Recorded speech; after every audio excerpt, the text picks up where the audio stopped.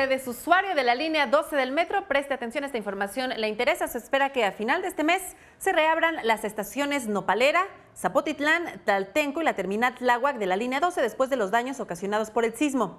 La inversión para los trabajos de reparación, que oscila entre los 15 y 20 millones de pesos, corre por cuenta de las empresas que participan en la construcción de la línea. Veamos.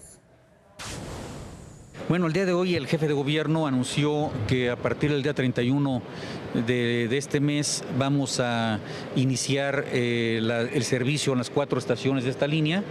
Estamos apuntalando ya la curva 11 y 12.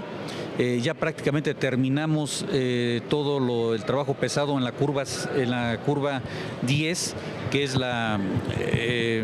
el pilar número 69 de toda la red.